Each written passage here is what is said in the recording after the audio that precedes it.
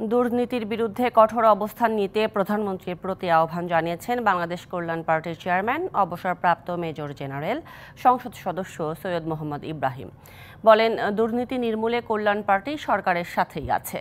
রাজধানীর diploma engineers ইনস্টিটিউশনে পার্টির বিশেষ কাউন্সিলে এই আহ্বান জানান তিনি।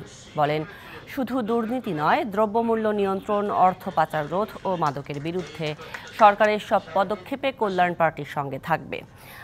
নগদের কাছে সব গ্রাহকই প্রিয়, তাই তো সারা দেশে ক্যাশ আউট চার্জ সবচেয়ে কম। জানান, গঠনমূলক পরিবর্তনে সময়, পরিশ্রম ও ঐক্যবদ্ধ প্রচেষ্টা লাগে। এ সময় গঠনমূলক কাজে কল্যাণ পার্টি আওয়ামী লীগের সবসময় সাথে থাকবে। কাউন্সিলে প্রধান অতিথি ছিলেন মুক্তিযুদ্ধ বিষয়ক মন্ত্রী আ.ক.ম. মোজাম্মেল হক। অর্থ পাচার রোধে, মূল্যস্ফীতি রোধে, দ্রব্যমূল্যের বৃদ্ধি রোধে আমরা আপনার সাথে আছি। আমাদের শক্তি সীমিত, এটা আমাদের কণ্ঠ সীমিত নয়।